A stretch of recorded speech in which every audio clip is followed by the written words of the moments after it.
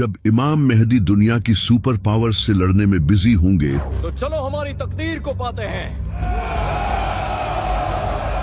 तो वहीं दूसरी तरफ खुरासान में सीरिया और इराक के बीच किसी इलाके से दज्जाल निकलेगा।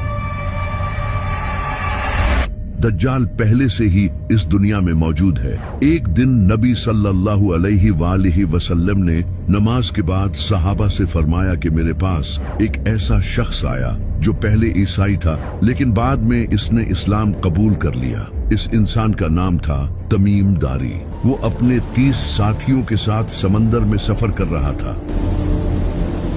तभी समंदर में एक खतरनाक तूफान आया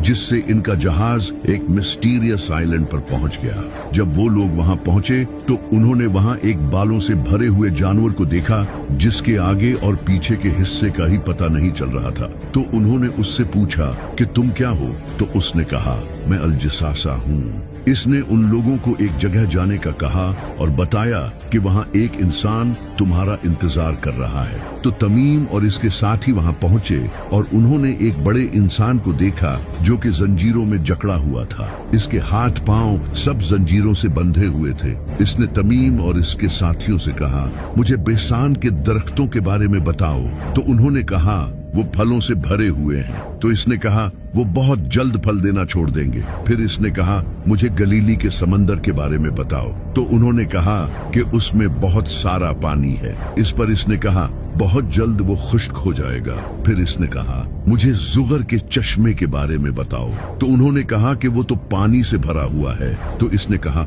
वो भी बहुत जल्द खुश्क हो जाएगा। फिर इसने कहा मुझे उस नबी के बारे में बताओ, उसने क्या किया है। तो उन लोगों ने इसे बताया कि वो मक्का से जाहिर होकर मदीना चला गया है। तो इसने पूछा क्या अरबियों ने इससे जंग की थी? तो उन्होंने कहा हाँ।